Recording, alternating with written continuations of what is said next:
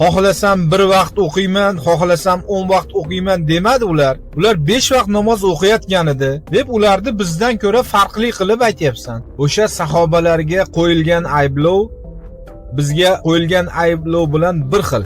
Ya'ni ularni ham kofir deb, murtad deb qatl qilingan, bizni ham kofir deb e'lon qilishding. Agar zamon ko'targanda o'zlaringcha qatl qilarding. Shumi senlarning shariating, shumi din deb maqtanib gapirayotgan narsang shumi?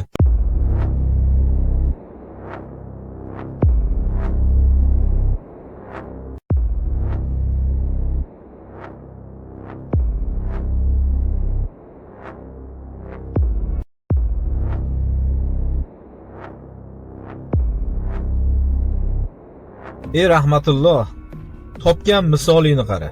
Zakot bermagan sahobalarni o'ldiraman, qatl qilaman. Ha, o'ldiraman dedi deyapsan. Nima bu senlarga insonni o'ldirishdan ko'ra osonroq boshqa ish yo'qmi? Kalla olishdan boshqa ishing yo'qmi senlarda? Bitta zakot bermagani uchun o'ldiraman dedi deyapsan. Bitta arg'amchini bermaganligi uchun o'ldiraman dedi deyapsan. Nima senlarga nima insonni kallasi pista po'choqdaqami? Qadrsizmi? Sal o'ylab gapirgin. Ovsarga o'xshab gapirmasdan sal o'ylab gapir har bir gaping. Shunchalik ham tupoymisan? Essiz shuncha odamlar senga ergashib yurgani. Essiz, achinaman o'sha odamlarga.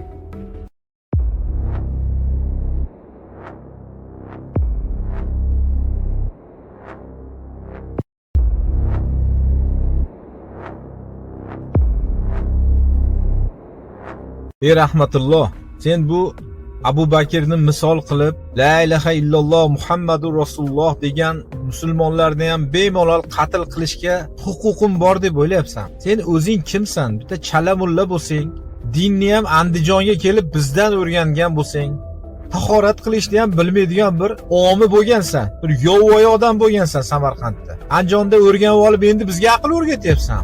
Senga va senga ergashganlarga, seni zurriyotlaringga Allohning la'nati bo'lsin. Amin.